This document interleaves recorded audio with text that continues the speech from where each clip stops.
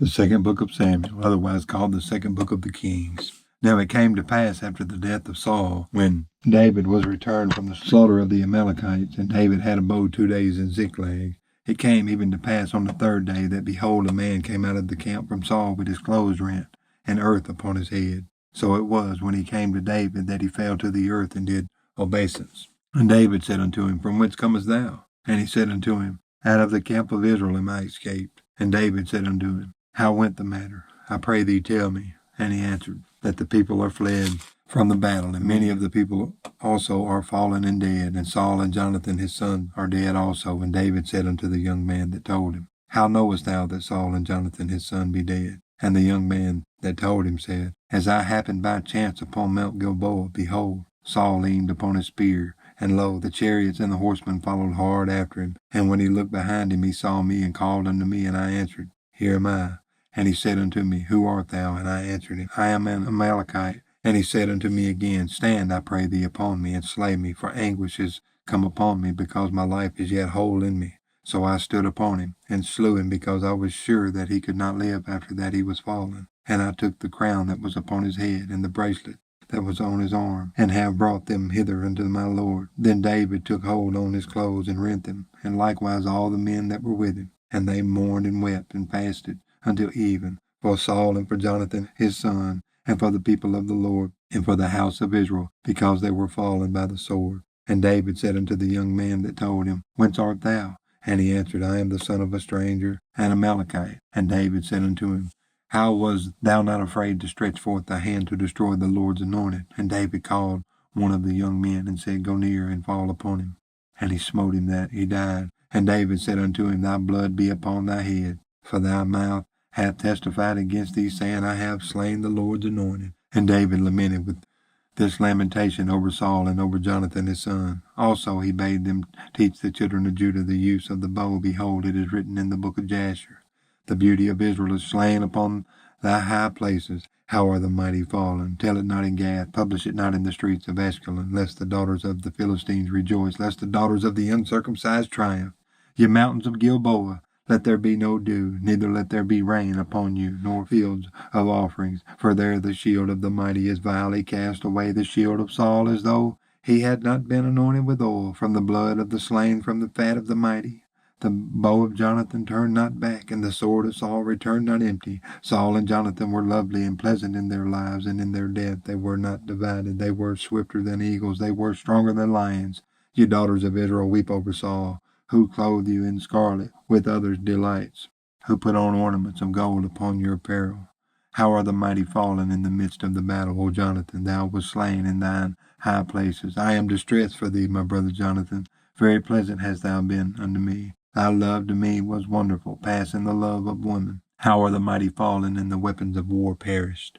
And it came to pass after this that David inquired of the Lord, saying, Shall I go up into any of the cities of Judah? And the Lord said unto him, Go up. And David said, Whither shall I go up? And he said, Unto Hebron. So David went up thither, and his 2 wives also, Ahinoam the Jezreelitess, and Abigail, Nabal's wife, the Carmelite. And his men that were with him did David bring up, every man with his household. And they dwelt in the cities of Hebron. And the men of Judah came, and there they anointed David king over the house of Judah. And they told David, saying that the men of Jabesh-Gilead were they that buried Saul. And David sent messengers unto the men of Jabesh-Gilead, and said unto them, Blessed be ye of the Lord, that you have showed this kindness unto your Lord, even unto Saul, and have buried him. And now the Lord show kindness and truth unto you. And I also will requite you this kindness, because you have done this thing. Therefore now let your hands be strengthened, and be ye valiant, for your master Saul is dead, and also the house of Judah have anointed me king over them. But Abner the son of Ner, captain of Saul's host, took Ishbosheth the son of Saul, and brought him over to Mahanaim, and made him king over Gilead, and over the Asherites, and over Jezreel, and over Ephraim, and over Benjamin, and over all Israel. Ishbosheth, Saul's son, was 40 years old when he began to reign over Israel, and reigned 2 years. But the house of Judah followed David. And the time that David was king in Hebron over the house of Judah was 7 years and 6 months. And Abner the son of Ner and the servants of Ishbosheth the son of Saul went out from Mahanaim to Gibeon. And Joab the son of Zeruiah and the servants of David went out and met together by the pool of Gibeon. And they sat down, the one on the one side of the pool, and the other on the other side of the pool. And Abner said to Joab, Let the young men now arise and play before us. And Joab said, Let them arise. Then there arose and went over by number 12 of Benjamin, which pertained to Ishbosheth the son of Saul, and 12 of the servants of David.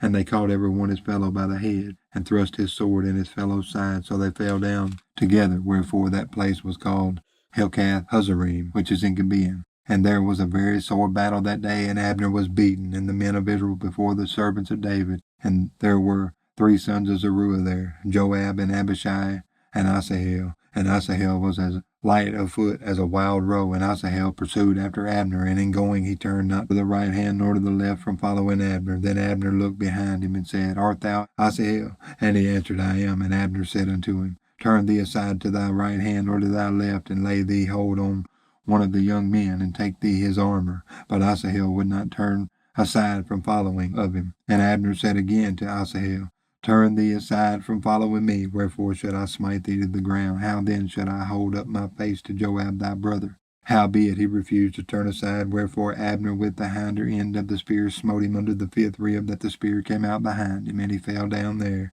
and died in the same place. And it came to pass that as many as came to the place where Asahel fell down and died stood still.